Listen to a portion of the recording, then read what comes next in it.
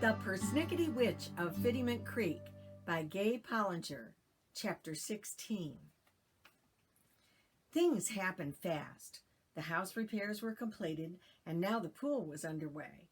There was an enormous hole in the backyard, and I was curious about what would happen next.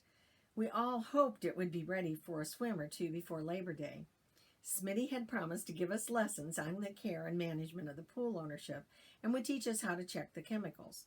Pearl was barely limping these days and felt well enough to live on her own again, so she and Chester returned to her cottage. The kids and I missed her like crazy, but before long it was McGuire routine as usual.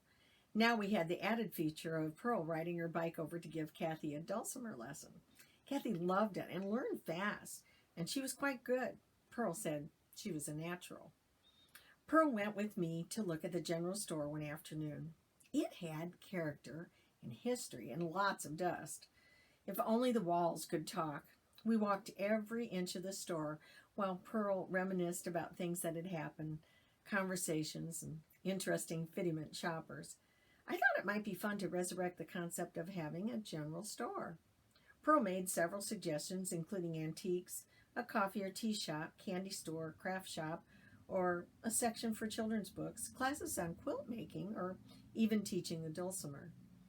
Once the windows were cleaned, there would be good light coming in the front and back windows. It could be fun and charming and whimsical. Now my head was spinning with ideas.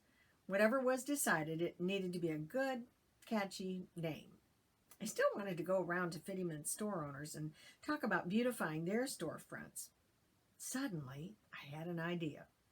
Pearl, I began, could we get this place straightened up enough to have a meeting here? I mean, maybe have a few plants here and there as gifts for the Fiddyment shops and serve dessert and coffee. I mean, I could even make invitations and deliver them. Why, yes, I think we could, Pearl said. Let's go over to the greenhouse to see how many plants we have there, and I'll check on my own garden. She had instantly captured my vision and enthusiasm. We had been in constant communication with the Morgans and had learned that Armando had returned to Easterbrook Farm for a while, and it just about broke his heart to leave Tessa. Gail had promised him that she would look in on Tessa and even take her on outings. Tessa had progressed nicely and was now waiting yet for another skin graft. The only thing was that Tessa was depressed and didn't want people to see her, and she was withdrawn. I was reaching for the phone to make a call when it rang. I was so startled, just about jumped out of my skin. Hi, Lucy. It's Gail. Would you be interested in having guests on Saturday? We're bringing Tessa from the hospital and thought we'd take a ride in your direction. Absolutely, I said. My kids have heard quite a bit about Tessa and would love to meet her. But there's one teensy problem. Pearl and I are planning to clean up the old general store this week for a meeting with the town business owners, and we need to do the finishing touches on Saturday. When do you think you'd get here? Oh, not sure, but we'd be happy to give you a hand. How about if we stop by your place, and if you're not there, we'll just head over to the store. I bet Michael would like to take a walk down memory lane anyway. And so the very next day, Pearl and I arrived at the general store with buckets, brooms, mops, rags, cleaning supplies, and ideas. A radio played in the background while we swept, mopped, dusted, polished, and packed.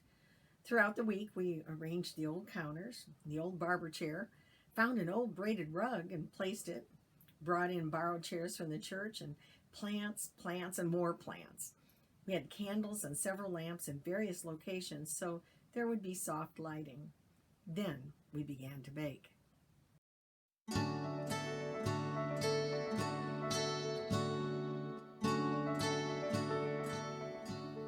Don't forget to subscribe to my channel.